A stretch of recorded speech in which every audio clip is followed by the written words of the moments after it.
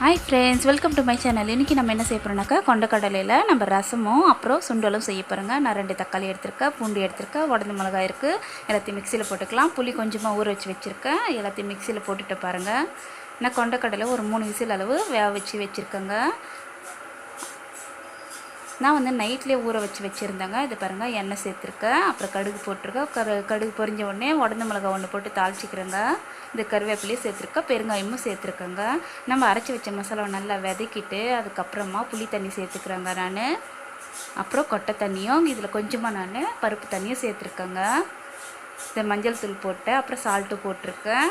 இது ஒரு கொதி வந்த உடனே நம்ம மிளகு சீரகம் போட்டுக்கலாங்க. இது ரொம்பவே ஹெல்த்தியானதுங்க. குழந்தைங்க பெரியவங்க எல்லாருமே இது விரும்பி சாப்பிட்றவங்க. ரொம்பவே டேஸ்ட்டாக இருக்குங்க. இது ரெடி ஆகிடுச்சு. இப்போ சுண்டல் எப்படி செய்யுதுன்னு நம்ம பார்க்கலாம். நான் வந்து கடாய் ஆன் பண்ணி வச்சுருக்கேன். அதில் வந்து எண்ணெயும் கடுகும் போட்டிருக்கேன். இஞ்சி வந்து தோல் சீவி போட்டிருக்கேங்க. அப்புறம் பச்சை மிளகா, கருவேப்பிலை எல்லாத்தையும் போட்டிருக்கேன். கொண்டக்கடலையில் கொஞ்சம் தண்ணி இருக்குங்க. ரொம்ப வந்து இருத்தி எடுக்கக்கூடாது. இந்த மாதிரி செய்கிறதுனால ரொம்பவே டேஸ்ட்டாக இருக்குங்க. தண்ணி இருக்கிறதுனால கொஞ்சமாவது தண்ணி இருக்கணும். நான் வந்து வேக வைக்கிறப்போ சால்ட்டு போடலைங்க. இந்த மாதிரி விதக்கிறதுனால நமக்கு சால்ட்டு போட்டால் ரொம்பவே இது சூப்பராக இருக்குங்க. இதில் பூண்டு கூட போடலைங்க. ஆனால் நான் இன்றைக்கி போடலை. இந்த வீடியோ உங்களுக்கு பிடிச்சிருந்தால் லைக் பண்ணுங்கள், ஷேர் பண்ணுங்கள், கமெண்ட் பண்ணுங்கள், சப்ஸ்கிரைப் பண்ணுங்கள்.